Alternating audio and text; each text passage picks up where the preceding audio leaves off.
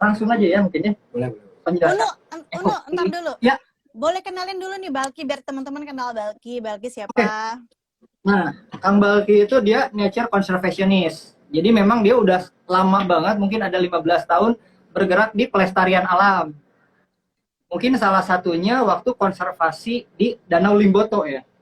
Indonesia ya, ada Danau Limboto, ada whale shark juga, orangutan.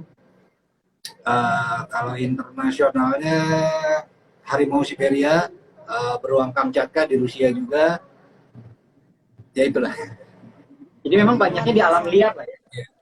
Tapi secara profesi nih, lebih kemana? Kan pelestarian tuh banyak ya, banyak. Mungkin ada yang khusus ke orang, khusus ke apa, ngolah sampah, sinema atau apa gitu. Ya.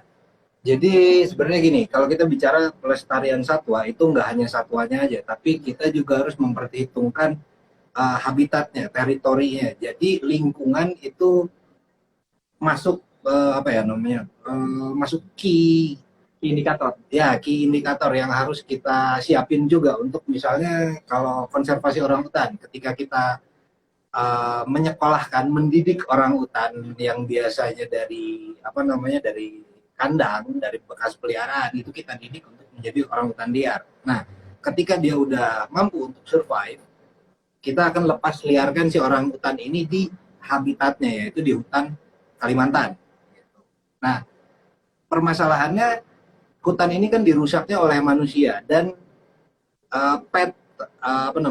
illegal pet trade atau memelihara binatang liar itu dilakukan oleh manusia. Pelakunya siapa? Orang-orang yang tinggal di atau masyarakat yang tinggal di dekat habitat satwa itu. Jadi orang pun, manusia pun itu salah satu objek yang harus kita handle juga.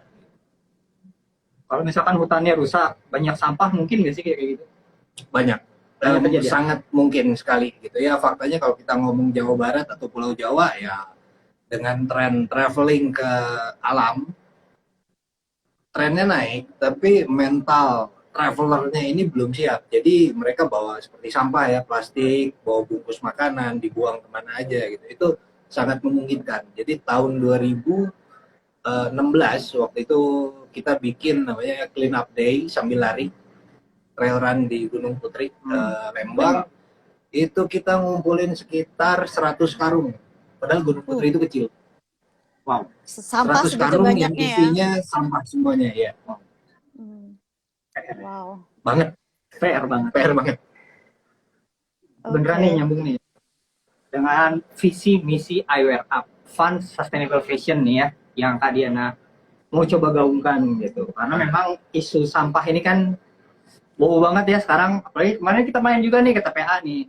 Nanti mungkin kita upload ya kayak yang live di TPA-nya. Itu wow sih memang. Dan baru tahu gitu. Kita tuh baru ngerasa, oh kita tuh nyampah segini banyak ya ternyata gitu. Ya, kalau kita triggernya nggak usah gede-gede satu kota ya, kita bicara satu kelurahan aja. Dari satu kelurahan itu ada berapa individu, kurang lebih itu kalau hitungannya Bandung, satu kelurahan itu bisa mencapai 40.000 individu. Kalau misalkan mereka buang satu sedotan aja, satu sedotan, itu kalau dibentang berapa panjang? 40.000 dikali 20 cm. Itu udah sekian kilometer. Perhitungan gampangnya seperti itu. Anggap aja ya diasumsikan setiap orang itu satu sedotan. Ya. Gitu. Ini Kang Balki kan katanya dosen ya, dosen luar biasa di mana nih? Katanya di dosen nih. Ada lah satu perguruan tinggi BUMN di Bandung. Saya ngajar film, dosen luar biasa karena dari dosen praktisi. Gitu. Karena kalau secara keilmuan saya bukan dari film, tapi karena pengalamannya banyak, jadi dianggapnya sebagai dosen praktisi. Lumayan nih Kak, bisa dipakai bantu-bantu buat bikin video kayaknya ya nanti next. Boleh. Bener ya. Boleh. Oke. Kak Diana ada yang mau ditanyain? Kayaknya udah cukup ya perkenalannya ya. Yes. Kita langsung masuk ke topik kita, yaitu tentang pembahasan topik eco-friendly. Iya. Oke. Eco-friendly, apa sih eco-friendly gitu? Sering banget kan kita dengar, oh brand ini eco-friendly, produk ini eco-friendly, ini eco-friendly, segalanya eco-friendly gitu. Bener enggaknya kita nggak tahu. Oke. Apa sih gitu sebenarnya? Kalau kita pakai pengertian dasar dari eco-friendly, eco-friendly itu ekonya diambil dari kata ekologi. Nah, ekologi ini luas. Di bawah ekologi, ekologi ini sebuah sistem kehidupan. Jadi mencakup bidang earth science atau ilmu bumi, nature science, ada juga life science. Nah, di bawah life science ini ada zoologi yang berkaitan dengan manusia, terus nanti ada antropologi, kehidupan manusia, terus nanti mungkin ada etnografi juga, cabangnya dari antropologi gitu. Jadi kalau kita bicara eco-friendly, maka itu sebuah aktivitas yang bersahabat atau tidak mengganggu pola sistem kehidupan tersebut, sistem ekologi tersebut. Gitu. Oke. Ya, secara luas sih seperti itu. Secara prakteknya banyak, dan itu banyak banget lapisannya, subnya itu banyak banget. Nah, kalau misalkan tadi dengan fashion ya kaitannya. Ya, fashion. Nah, kaitannya dengan fashion ya otomatis si brand fashion ini harus berkesinambungan, tidak mengganggu sistem kehidupan atau sistem ekologi tadi. Jadi Ada kalau di yang mana dimaksud, aja? jadi yang dimaksud dengan tidak mengganggu adalah contoh konkretnya adalah misalnya mengubah iklim misalnya, ya nggak sih? Mengubah Ya, bisa. mengubah struktur air atau komposisi air dengan limbah atau chemical. Boleh nggak dijelasin lebih ke apa ya, yang real kita bisa lihat impact-nya tuh apa gitu? Banyak. Kalau dari fashion ya, Ya. misalnya limbah fashion, sampah itu bisa produk dari baju ini outputnya nanti kemana, lalu apakah pada saat produksinya si produk ini mengganggu lingkungan, misalnya ya pada saat produksi, atau mungkin bahan bakunya. Kalau kemudian kalau aku dari wildlife ya, jadi concernnya yang sangat diutamakan itu misalnya seperti penggunaan kulit binatang langka, satwa langka, itu jelas nggak eco-friendly gitu. Yes. Dan mungkin yang bisa aku tambahin adalah kalau dalam dunia tekstil mungkin ya banyak banget tekstil-tekstil itu yang diolah menggunakan bahan-bahan pewarna yang pewarnanya sendiri itu ketika masuk ke air, masuk ke sungai itu toxic gitu. Jadi itu salah satu contoh juga apa ya, impact daripada fashion industry yang tidak eco-friendly. Ya nggak sih? Betul. Salah satu contohnya juga. Karena sebenarnya memang kalau mau kita runut semuanya banyak banget ya impact-impact dari industri itu terhadap alam, apa emisi karbon dioksida. Karena aku juga baca bahwa ternyata fashion itu salah satu penyumbang polusi udara terbesar kedua gitu setelah apa ya Kang ya, aku lupa deh, tapi dia sangat besar ya penyumbang emisi karbon dioksida. Jadi memang kereta api 2%, kalau fashion 10% katanya. Ya, gas metana dari kotoran ternak ya. Bukan kotoran hewan. Kotoran hewan kan dia akan menyebar di hutan atau di teritorinya dia, di habitatnya dia. Tapi kalau ternak ini kan concentrated, terpusat di satu wilayah gitu. Dan peternakan itu dia membutuhkan lahan rata. Mungkin ya misalkan kalau kita pakai contoh sekarang ada Brazil, di mana hutannya dibabat secara sengaja, dibakar lalu diratakan untuk membangun peternakan. Jadi lahannya dikosongin. Apakah berarti termasuk peternakan domba untuk menghasilkan cotton dari domba juga kayak gitu ya hasilnya, impact-nya? Ya bisa. Karena sebenarnya kan kayak sumber cotton nggak cuma cotton kapas, tapi dari cotton dari misalnya kayak bulu gitu kan juga bisa kan? Ya, dari fur ya. Iya. Nah, menarik sekali ya, karena sebenarnya kalau kita urut satu-satu semuanya ada impact ke lingkungan yang sebenarnya kita selama ini ignore gitu. Iya, sangat. Ya kebenaran kalau aku sendiri nggak banyak concern di bidang fashion ya, tapi ketika aku pelajari impactnya dari fashion itu besar, tapi usernya dan juga pelakunya ini nggak cukup aware terhadap hazard yang timbul dari fashion. Misalnya ya satu brand gede, boleh nyebut Louis Vuitton? Jangan lah. Oh Boleh. jangan sebut ya, nggak boleh ya, nggak boleh disebut ya. Jadi dia menjual produk-produk eksotik yang seperti kulit buaya, kulit ular. Ya kebetulan teman-teman dari World Animal Protection 1 tahun yang lalu lah, masih atau mungkin tahun 2020 atau 2021 itu menemukan satu fakta bahwa di Vietnam itu piton Birma diburu, terus buayanya juga, dan ternyata ketika ditelusuri itu ya ke si brand itu I dijual see. untuk ke si brand itu gitu. Dan kalau kita maksudnya ketika mereka beli dari masyarakat lokal itu harganya sangat murah sekali, tapi dijual dengan harga yang fantastis gitu. Dan kebenaran ya ada keluarga aku yang beli tas itu gitu yang harganya wow banget gitu. Nah ya karena user itu jarang banget ngerti dari mana produk ini berasal gitu, gimana cara mengolah si bahan baku atau hingga proses pembuatan si produk tersebut gitu. Yang penting gaya. Yang penting gaya dan gengsi Iya benar. gitu. Berarti memang learningnya kalau dari segi user adalah ketika kita mau membeli sesuatu, kita harus research dulu ya. Pertama brandnya, credibility brand ini apa. Terus ketika memilih produk pun kita harus baca komposisi bahannya terbuat dari apa aja, sourcingnya dari mana, apakah dari negara mana, dari negara mana. Jadinya kita jadi lebih mindful gitu. Ketika membeli sesuatu, kita tahu nih ini produk dibuat secara bertanggung jawab atau enggak, apakah dia memberikan impact yang buruk atau enggak ke lingkungan, ke binatang dan lain-lainnya nggak sih? Ya. Ya, dan itu kan dari perspektif user ya, dari Yes. perspektif user. Iya. Dari perspektif produser atau ya produsen atau brand Ya. itu sendiri juga penting karena Penting banget ya. Lebih penting ya lagi malah penting menurut karena aku.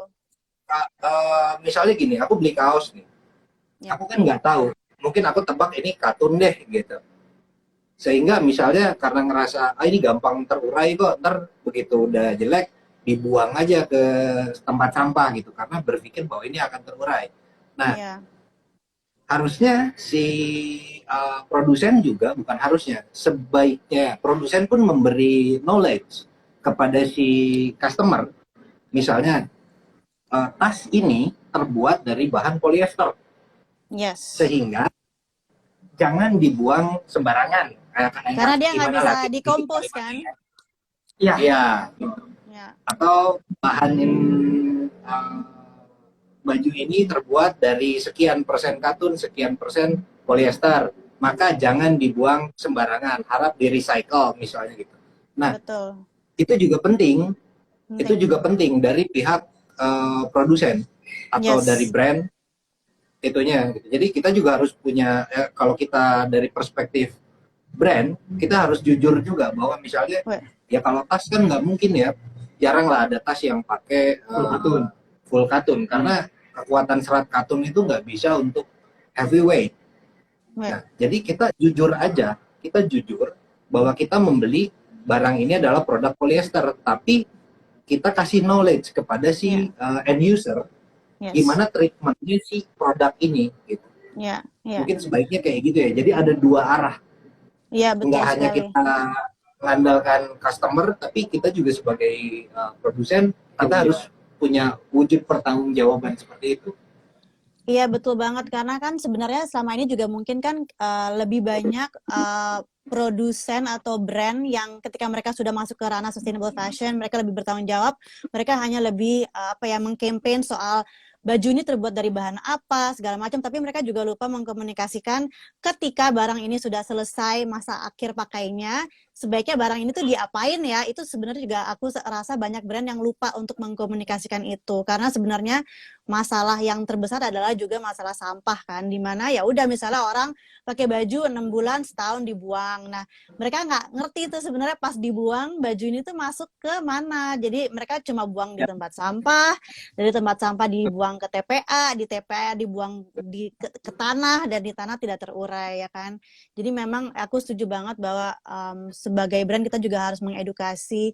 Mungkin aku juga karena dari mewakili iWear Up kita juga bisa kita bisa share bahwa kalau dari kita untuk semua sepatu itu kita menawarkan reparasi gratis. Jadi memang untuk sepatu yang udah rusak, udah nggak bisa dipakai lagi, daripada dibuang, kita terima balik tuh, kita reparasi supaya bisa dipakai lagi untuk memperpanjang usia sepatunya, biar nggak langsung dibuang.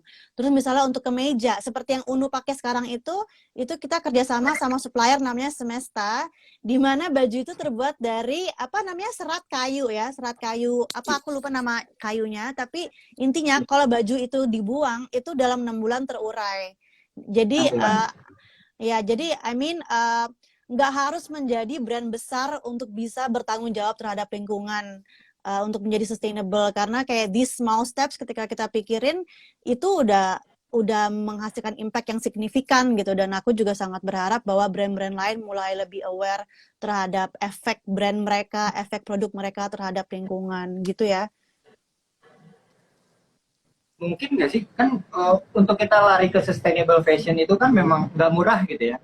Dan maksudnya aku tuh cara produsen ya, HPP itu pasti lebih dari yang lain. Karena mungkin ketika gini misalkan, kita collab sama Roblis nih, untuk harga bahan yang seperti itu, yang nggak eco-friendly, yang mirip-mirip gitu ya, yang bisa dipakai, itu kan harganya jauh banget murah.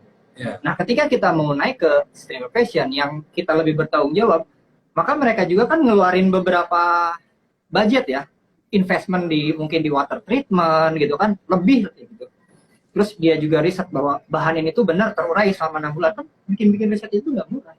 Yeah. Dan orang-orang kita tuh kan cenderung ke fast fashion yang ayo udah pakai cuma 6 bulan juga ya aku bisa beli lagi, kebanyakan kan kayak gitu. Nah yang aku rasa tuh knowledge orang kurang bertanggung jawab sama lingkungannya gitu. Jadi PR banget ya buat kita gitu sebenarnya. Nih kamu tuh ngeluarin duit segini tuh sebenarnya invest buat anak cucu gitu maksudnya. Ya itu harus diberikan lewat mungkin di hangtag ketika baju ya, ada hangtagnya, sepatu ada hangtagnya gitu. Itu harus kita kasih knowledge di situ, atau mungkin kalau punya website, punya marketplace gitu. Nah, itu mungkin harus disertakan di sana. Kenapa? Karena kalau dari pengalaman aku sebagai seorang konservasionis, kita kan butuh biaya juga yang sangat yang nggak kecil ya, besar gitu. Nah, maka kita jualan merchandise. Nah, kenapa orang mau beli merchandise kita dengan harga yang lebih mahal? Misalnya kalau harga kaos t-shirt itu 150.000, kita jualnya 250.000 atau 200.000. Ya itu lebih mahal dibanding umumnya di pasaran. Tapi ketika kita kasih knowledge bahwa penjualan produk ini, kaos ini atau merchandise ini bukan untuk keuntungan pribadi, tapi 100% diperuntukkan untuk konservasi gitu. Misalkan untuk pangan rentan misalnya gitu. Nah, itu kalau kita kasih knowledge itu, orang-orang ternyata mau beli. Dia masyarakat bisa memahami apa sih harga yang bikin harga ini lebih mahal, value-nya. Iya. Kalau tambahan dari aku sih, kayaknya memang sebenarnya yang mempunyai peranan lebih besar untuk mengubah ini justru bukan dari usernya tapi dari produsen sih menurut aku ya. Karena sebenarnya user itu ketika dikasih opsi A dan B, mereka pasti akan memilih opsi yang lebih enak buat mereka, which is yang lebih murah, yang lebih cepat, yang lebih apa. Jadi buat aku sih sebenarnya aku lebih sangat mengencourage produsen-produsen untuk lebih bisa berubah gitu, untuk lebih bisa responsible terhadap bisnis mereka dan produk yang mereka jual. Karena ketika perusahaan udah lebih aware akan hal ini dan mereka willing untuk menaikkan biaya produksi mereka dan biaya harga jual, at the end kan user jadi nggak punya pilihan ya. Jadi kayak mereka nggak punya pilihan untuk kayak yang mudah, tapi mereka punya pilihan yang lebih baik gitu. Nah jadinya kalau dari aku sih, menurut aku memang tanggung jawab untuk merubah ini lebih besar ada di tangan produsen-produsen menurut aku. Nah, aku sebenarnya ada pertanyaan nih buat Kang Balkin. Masalah eco-friendly. Tadi kan eco itu keseluruhan ya, ekosistem ekologi. Nah, kalau misalkan kita nih pakai ada dua opsi nih. Pakai bahan yang eco-friendly, tapi dia memberdayakan masyarakat. Oke. Yang kedua, dia pakai bahan yang eco-friendly tapi nggak memberdayakan masyarakat. Itu dua-duanya eco-friendly nggak? Ya kalau eco-friendly kan gini, kalau kita pemberdayaan masyarakat itu, aku pakai istilah internasionalnya ya. Pemberdayaan masyarakat itu community development. Community development itu part of SDG, Sustainable Development Goals. Itu adalah satu poin tersendiri. Sedangkan eco-friendly ini adalah satu poin tersendiri di 17 apa 19 poin SDG ya. Gitu. Jadi kalau misalkan kita nggak pakai bahan eco-friendly, tapi kita melakukan pemberdayaan masyarakat, community development, berarti itu larinya kita ke sustainable, masuk ke bidang sustainable juga, tapi tidak eco-friendly. Kita bilangnya community development. Tapi kalau misalkan kita pakai bahan yang eco-friendly, ya kita bilang aja itu eco-friendly. Gitu. Tapi apakah kita di dua opsi tadi, apakah kita melakukan sustainable fashion? Yes. Gitu. Itu dua-duanya sustainable fashion masuk. Hanya ini sebenarnya ya benar-benar. Ini soalnya sebenarnya nyambung sama pertanyaan yang kemarin salah satu follower kita tulis di komen. Dia nanya, apa sih perbedaan sustainable fashion, ethical fashion, sama eco-friendly fashion? Karena tiga kata itu sering digunakan oleh brand-brand fashion. Kalau dari aku sendiri sebenarnya sangat mirip dengan jawaban Mbak kita tadi, bahwa kalau eco-friendly kan eco-nya sendiri berasal dari kata ecology, jadi lebih ke lingkungan. Jadi eco-friendly fashion adalah fashion yang seluruh rantai produksi dan distribusi dan penjualannya bertanggung jawab terhadap lingkungan. Nah, kalau ethical fashion menurut aku sih dia fashion yang lebih bertanggung jawab terhadap kemanusiaannya. Jadi dia lebih bertanggung jawab terhadap buruh-buruhnya, terhadap gaji apa sih namanya workplace. Pokoknya dia menjamin bahwa pekerjanya di treat dengan sebaik mungkin, disejahterakan. Jadi itu lebih ethical fashion. Nah, kalau dari yang aku paham adalah sustainable fashion adalah fashion yang memang mencakup both ethical and eco gitu. Jadi sustainable fashion itu malah lengkap, bahwa dia touching on both points, on ecology and also on the ethicals of the human rights and the labor.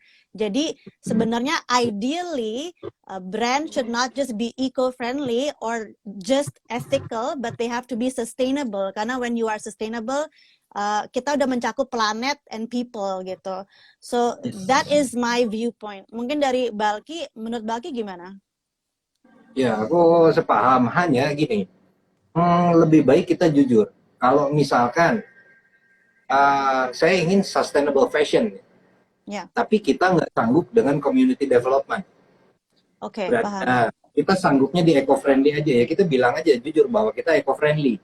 Kalau misalkan kita nggak sanggup eco-friendly, tapi kita sanggup dengan community development-nya, maka kita bilang aja kita turut ambil bagian dalam SDG, Sustainable Development Goals, di bidang community development, di bidang eco-friendly, di bidang yang lain, well-being, health and well-being atau apalah gitu. Ya, gitu. Itu kan ada banyak ya poinnya, ada 17 gitu.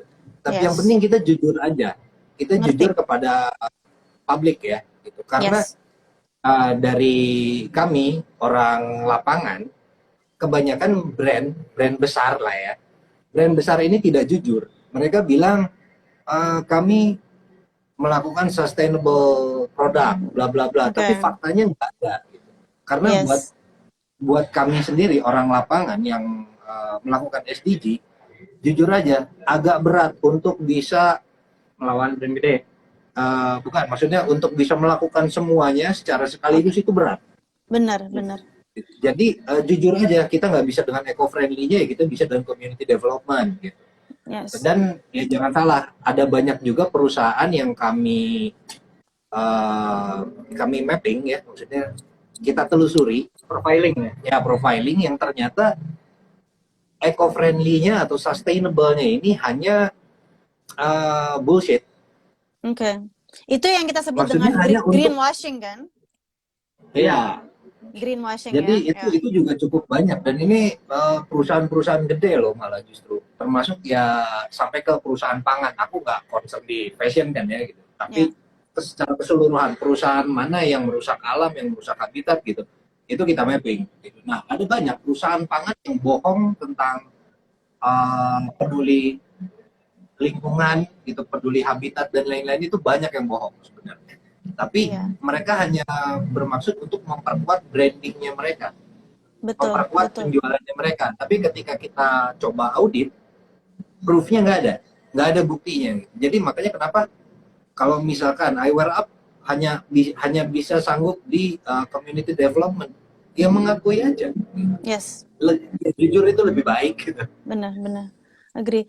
Kayaknya touching on that greenwashing point dari fashion industry, memang itu sebenarnya paling miris when it's coming from fast fashion brand. Karena kan fast fashion brand yang sering kita lihat di mall-mall itu kan brand-brand yang sangat besar, yang outletnya mungkin hampir ada di semua negara gitu ya. Dan ini sih sebenarnya yang aku sering pengen share ke teman-teman, bahwa kadang-kadang kalau kita beli produk dari fast fashion brand, terus kalau kita masuk ke tokonya sekarang udah ada misalnya pojokan yang katanya ini sustainable clothes gitu. Ada tagnya sustainable, eco-friendly, pakai fabriknya dari bahan organik segala macam, terus mereka pakai campaign misalnya Join Life atau apa gitu ya.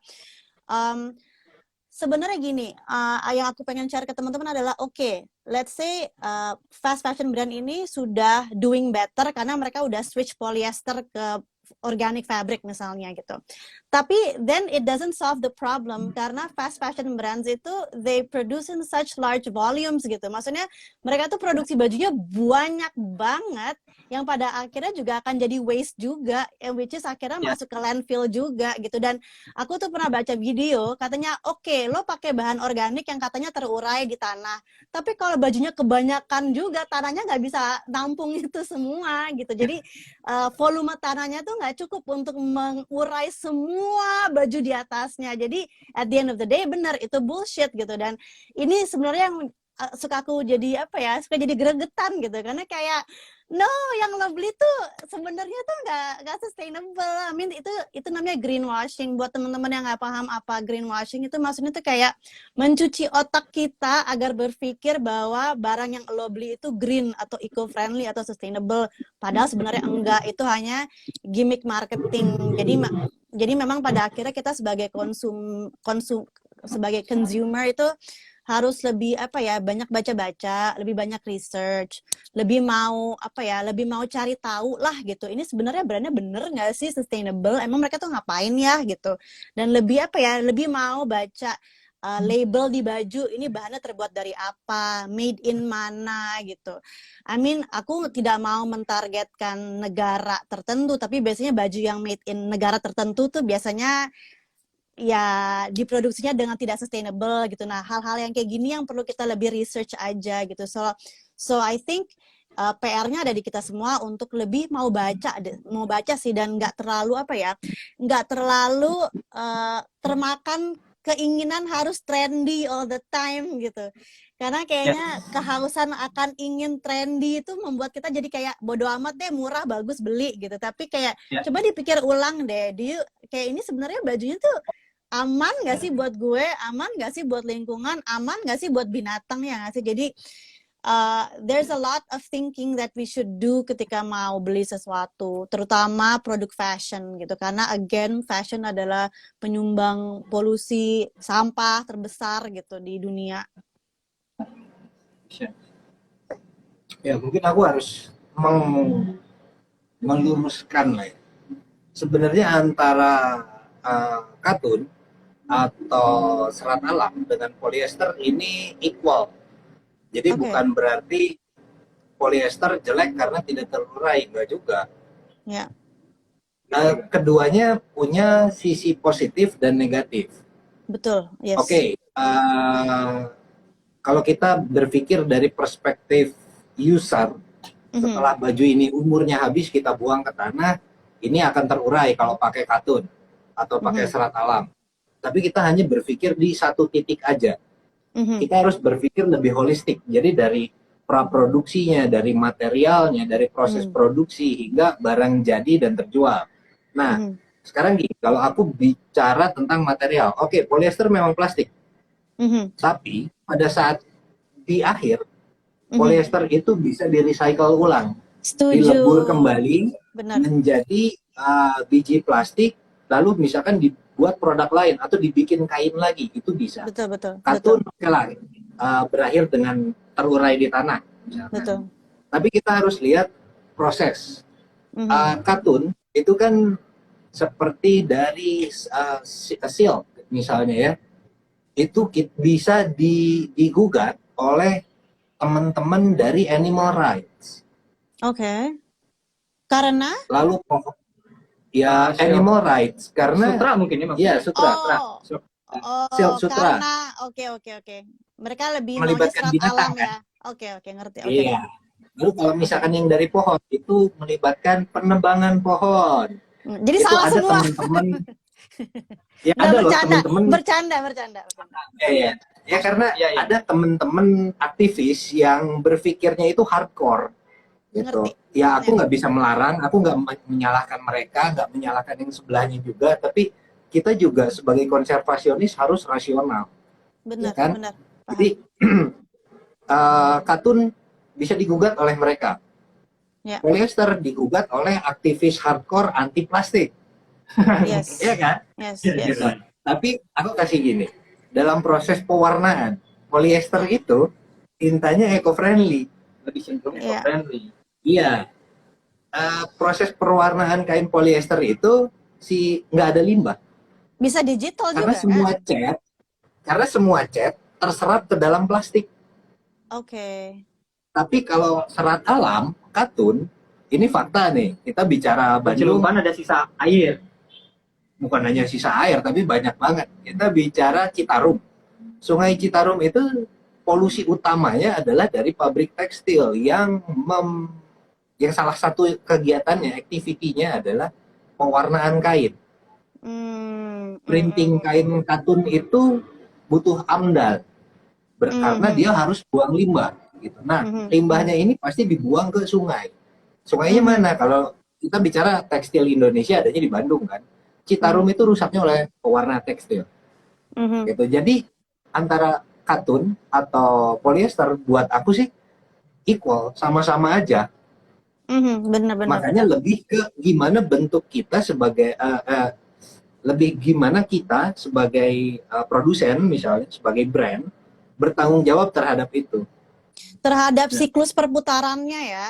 Supaya ketika gitu. dia udah mencapai akhir pemakaiannya, ini barang kemana nih gitu? Apakah dia akan di-recycle kembali? Apakah dia akan dibuang? Apakah dia akan terurai? Apakah dia akan di-upcycle? Ya, aku benar. Makanya memang banyak juga brand sustainable yang mereka dari awal bilang mereka hanya menggunakan recycled polyester. Jadi mereka tidak menggunakan biji plastik baru, tapi mereka menggunakan biji plastik yang di-recycle, which is I think is amazing. Berarti plastik-plastik ini memang nggak dibuang, emang dipakai lagi. Dan ya mungkin itu salah satu yang bisa kita perhatiin juga apakah bahannya ini polyester atau recycled polyester. Dan aku tuh memang, nah ini lagi rame nih ya, bahas polyester kan sama katun. Kebenaran aku tuh punya PR, lagi nyari produsen polyester yang memang dia bisa buktiin bahwa itu dari biji plastik yang recycle. Gitu. Kalau misalkan mereka bisa buktiin, kita bisa pakai bahan itu, dan kita juga kan, maksudnya gini, kita beli bahan kan untuk bertanggung jawab ke konsumennya, kita juga harus lihat dulu dong. Ngerti nggak maksudnya? Bahwa, oh iya benar, ini kita pakai bahan itu tuh benar-benar kita udah yakin bahwa ini tuh dari recycle plastik, nggak dari bahan baru. Jadi kita tuh bisa benar-benar, oh ya udah, untuk wujud rasa tanggung jawab kita ke konsumen ya maksudnya gitu, sebagai brand gitu. Nah, ketika nyari itu muter-muter di Bandung, itu ada satu dan dia itu memang tidak menerima retail penjualannya. Dan ketika ditanya dia buang barangnya kemana, maksudnya lubang jalan keluarnya ya, jualnya kemana, dia juga nggak ngasih tahu. Dan itu PR. Oke. Ya, jujur aja memang karena pabrik gede ya memang ya. Iya. Karena buat mereka tuh berpikirnya gini, kita dari bahan recycle ngejual tuh sebenarnya murah harganya karena dia pakai produk dari biji yang lebih murah gitu. Dan mereka nggak mau share kalau Mungkin justru karena murah, dia udah di-lock sama brand besar yang akan menggunakan semua bahan itu untuk mereka beli, ya nggak sih? Udah dimonopoli. Ini jadi curhat supplier. Ah, Bisa jadi. bisa jadi seperti itu, Iya. dan bisa jadi juga mereka nggak mau, dia bilang bahwa ini bahan-bahan kualitas premium atau apa, karena aku lihat tagline-nya sih memang dia kualitas premium gitu. Padahal ya dia pakai biji plastik, dan aku masuk minta sampel aja susah banget gitu. Jadi I butuh see. PR. Ya, karena memang infrastruktur recycling plastik itu nggak gampang dan nggak murah juga gitu. Jadi ya untuk Indonesia mungkin kita harus masih nunggu beberapa waktu ya, ada banyak pabrik yang bisa recycle polyester recycle. Itu kita memang harus masih nunggu dulu, karena yang ini hanya informasi sih, aku nggak lihat langsung. Cina itu punya, Vietnam itu punya, Jerman, Norwegia itu punya. Ya hanya di situ yang banyak. Iya. Dan biayanya pun besar gitu. Makanya kenapa aku balik lagi, kita jujur aja, kita bisa sustainable-nya tuh di bagian apa? Itu sedetail mungkin aja gitu. Misalnya I wear up ada kesulitan untuk mencari bahan. Tapi memang butuhnya polyester. Misalkan untuk jaket kan jarang ya jaket yang katun gitu kan, karena butuh hangat. Butuh hangat dan mungkin waterproof ya. Ya, dan waterproof, pasti larinya polyester. Nah, kita jujur aja bahwa kita beli nggak tahu nih bahan yang kita beli ini polyester recycle atau bukan. Atau kita jujur aja, kita nggak bisa mendapatkan supply bahan baku polyester recycle. Tapi untuk tanggung jawab kita, karena beli polyester non recycle, misalnya kita kasih awareness ke user, atau misalnya ini hanya dimisalkan aja, kita beranalogi aja gitu, berandai-andai. Misalnya kita berani beli buyback si produk tersebut untuk nanti kita kerjasama dengan tempat mana gitu. Ya itu juga udah wujud tanggung jawab, karena penggunaan bahan non recycle misalnya gitu. Jadi ya life cycle dari sustainable itu panjang banget ya. Kita kalau sustainable kan itu bidangnya macam-macam. Kita bicara satu aja dulu, dari tas misalnya gitu. Karetnya dari mana, belinya dari mana, karet solnya, terus luarannya, kanvasnya misalnya gitu. Itu belinya di mana, polyesternya jenis apa, itu kan kita mungkin nggak tahu ya. Si pabrik ini beneran recycle atau enggak, atau dia memang fresh biji plastik gitu. Ya itu sulit. Kalau misalkan from 0 to 100 kita mau sustainable, kita mau eco-friendly, jujur aja untuk saat ini belum mungkin. Ya kebenaran ya karena fashion itu bukan bidang aku ya.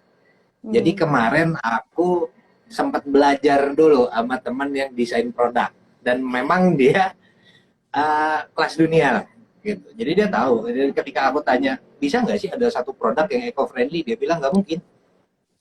Bahkan brand sebesar Adidas pun, Klimakulnya tuh, ya itu dia nggak sanggup beli alatnya, sehingga dia harus kerjasama dengan perusahaan lain untuk memproduksi si bahan klimakul yang polyester recycle itu. Ya karena kan memang semua brand kan spesialisasinya beda-beda, makanya memang pada akhirnya akan lebih baik kalau brand itu berkolaborasi kan. Seperti ini jadi nyambung sama produk kita yang akan kita launching. Contohnya kemeja yang dipakai Unu, kita kerjasama sama printing supplier namanya Semesta. Kemejanya itu terbuat dari apa tadi? Serat kayu ya. Sama dia printingnya juga digital printing pakai Eco Ink. Jadi memang nggak ada limbah air yang toxic gitu. Lalu juga contohnya untuk biji plastik, kita lagi kerjasama sama Robris, cara bacanya ya. Robris. Sebenarnya bukan biji plastik sih Kak. Oh, dia tutup botol plastik ya? Iya, raw materialnya, maksudnya mentah bener-bener dari tutup botol gitu. Tutup botol dicacah. Iya. dibetulin Nah, lagi lah, digitulah pokoknya. Nah, itu sama aja kayak kita mau jadi sustainable fashion brand, kita nggak punya semua teknologi atau kapasitas untuk bikinnya. Jadi mau nggak mau kita harus reach out ke perusahaan-perusahaan lain yang memang specialize di situ dan kita kolaborasi karena menurut aku ya at the end that's what we should do kalau memang itu akan bikin produk kita lebih lebih berkualitas dan lebih sustainable ya. So contohnya kayak kita lagi kerja sama Robrias, kita lagi bikin heels yang dibikin dari tutup botol plastik bekas dan misalnya kayak tadi Unu juga sempat bilang bahwa kita gimana taunya mereka beneran karena emang kita lihat sendiri emang bikinnya di depan kita. Jadi contohnya dalam hal ini kita bisa bertanggung jawab klaim bahwa it's true karena emang we did it together, kita memang merecycle tutup botol plastik. Tapi kalau mau lihat dalam scale lebih besar, gimana sih cara taunya brand-brand ini sustainable atau enggak? Memang sih ada beberapa sertifikasi di dunia fashion yang kita bisa lihat. Aku sih bukan pakar dalam sertifikasi ini, tapi beberapa sertifikasi yang aku tahu itu ada yang kayak GOTS. GOTS itu apa sih? Global Organic Textile Standard. Itu dia mensertify bahwa bahannya organik. Ada juga Oecotex kalau nggak salah, itu kayak sertifikasi untuk tekstil yang tidak toksik, nggak pakai toxic chemicals. Terus juga ada sertifikasi dari PETA untuk vegan leather dan lain-lain. Ini sebenarnya sih bisa di Google semua sih sertifikasinya, tapi itu adalah salah satu cara untuk tahu apakah benar-benar ini brandnya, klaimnya ini akurat atau enggak gitu. Adalah dengan adanya sertifikasi ini. Gitu. Makanya kita kan kemarin pas awal-awal nih, kemarin ada challenge dari Kak Diana, ya udah bikin soli yang gimana kayak recycle kan waktu awal-awal. Akhirnya kita kan nyari nih produsen sol yang dia aku bisa boleh masuk gitu maksudnya. Terus boleh nggak nih ngerekam, bla bla bla. Akhirnya mereka bolehin dan akhirnya kita juga bisa bertanggung jawab. Oh iya bener, aku lihat bener di situ ada bahan bekas. Bahkan lebih banyaknya tuh dia tuh ngambil limbah dari produsen sepatu. Limbah dari produsen sepatu. Karena mereka tuh kan gini, contoh ada produsen sol, kan nggak semuanya itu kepake. Ya, ada yang reject, ada yang apa, itu kan dibuang. Nah mereka tampung, dan itu tuh dijual juga, dibeli sama mereka. Jadi mereka juga nggak dapat raw material gratis gitu buat ngambil juga, tetap harus dibeli. Bahkan untuk kayak limbah-limbah dari kemarin tuh dengar satu brand yang gede di Bandung, itu limbahnya banyak banget yang dibuang ke dia gitu, dibeli sama dia, dicacah, satuin lagi. Kita juga jujur ya, baru maksimal itu bisa pakai di angka 40% yang kita recycle. Ini karena yang untuk heels atau untuk karet outsole ya? Karet outsole yang hitam. Oke, yang kita buat dari ban bekas ya? Iya, ban bekas. Terus dari sol bekas, dari apa, pokoknya karet bekas aja kita pakai. Itu tuh komponen recycle-nya paling maksimal, udah hasil riset tuh cuma 40%. 60%-nya harus baru karetnya. Karena karet lama tuh nggak saling nempel gitu.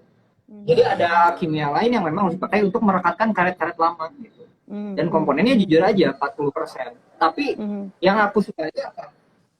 Kita berani coba gitu maksudnya. Kita berani coba, kira tuh ya mungkin sekarang 40%. Mungkin nanti si produsennya dia riset lagi. Dia mikir, oh sekarang aku udah bisa 50% gitu. Mereka naikin harga pun kita boleh gitu. Karena mereka udah naikin value-nya juga kan gitu. Dan untuk riset seperti itu kan ya kita nggak masalah. Ya memang tren dari sustainable ini belum 10 tahun, makanya infrastrukturnya seperti alat-alat mungkin itunya belum banyak. Lalu banyak sebenarnya material yang bisa di recycle, tapi belum tahu gimana caranya. Kan kayak misalnya yang paling gampang itu bukan paling gampang.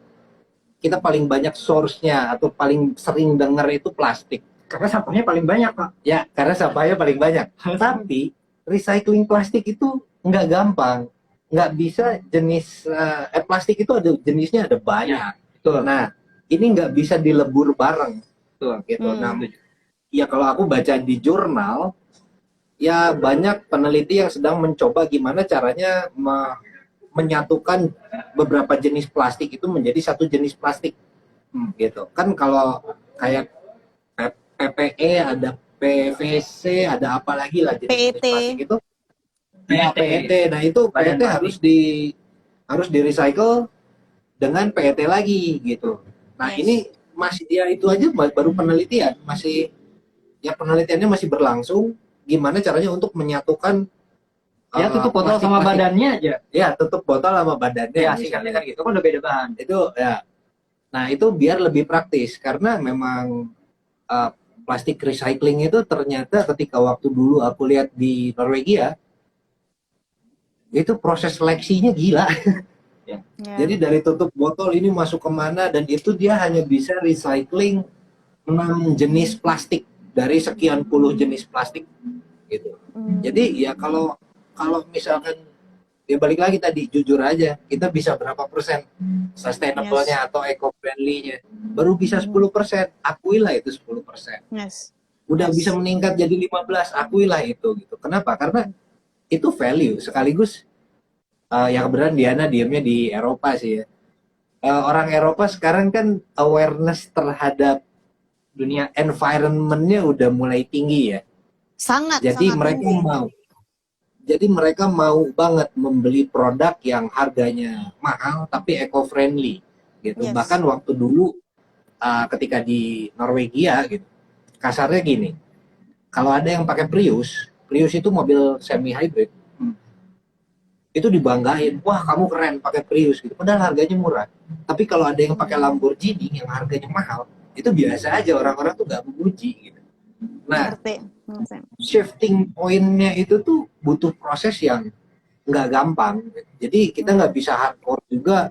Oh ini I wear up, apa namanya bullshit gitu. Ini maksudnya untuk orang masyarakat umum gitu.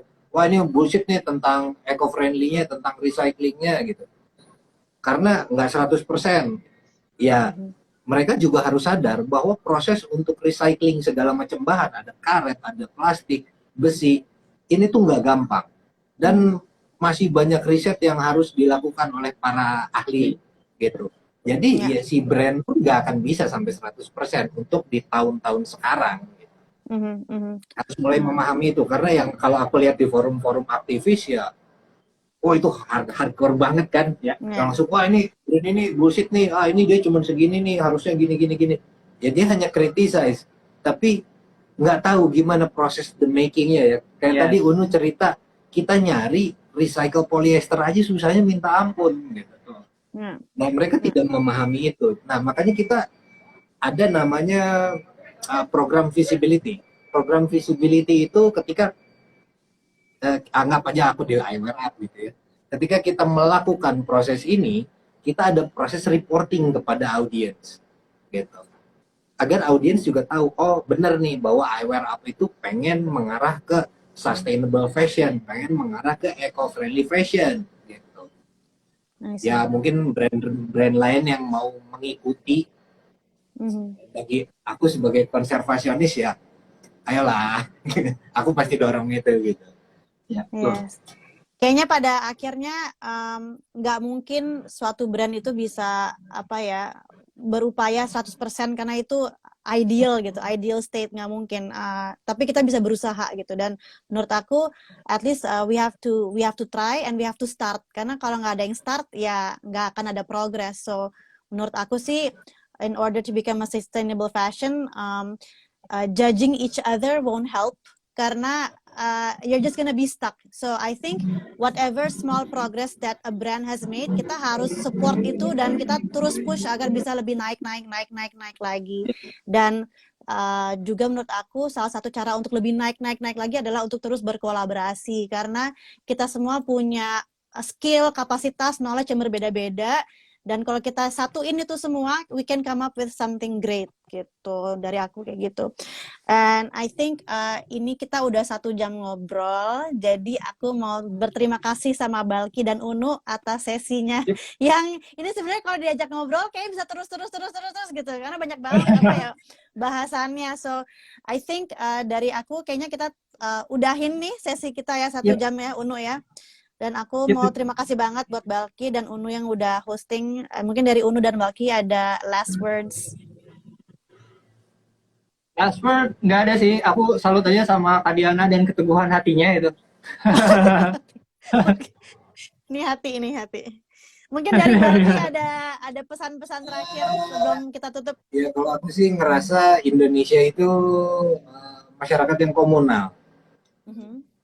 Indonesia itu sangat komunal, sosialnya masih tinggi banget. Tapi dalam hal inovasi, dalam hal usaha itu persaingannya inginnya monopolistik, nggak mau kerjasama. Ya itu susah. Termasuk misalkan, ya ini fakta lah, sesama LSM lingkungan aja nggak mau kerjasama, gitu. Apalagi kalau kita bicara brand fashion, misalkan aku punya brand, untuk punya brand, kita langsung jadi musuhan gitu loh. Nah, padahal ada value-value yang bisa kita kolaborasikan. Kenapa? Betul. Karena ya namanya UMKM bisa besar itu karena berkolaborasi sesama, kecil sama kecil kalau disatuin kan jadi besar gitu loh. Ya. Jadi ya mungkin poin aku di situ, kita harus berkolaborasi, kita harus bersosial, kita harus mau bekerja sama, mau sesama brand misalkan, bahkan dengan brand pesaing seperti Nike dan Adidas. Itu brand pesaing, tapi mereka mau bekerja sama untuk do something ya common issue ya, maksudnya isu dunia gitu, untuk kerjasama. Ada poin itu. Nah, itu juga harus mulai apa ya namanya, ini untuk teman-teman semua yang lihat, ya kita harus coba itulah untuk bekerja sama, gitu, terus membantu sama juga. Yes, sangat setuju. Supaya kita bisa dan jangan lupa berinovasi. Ya, betul. Oke, teman-teman, terima kasih sekali lagi. Semoga kita bisa. Oh iya, kan mau announce dulu nih, buat ngingetin dulu. Buat ingetin aja sekali aja.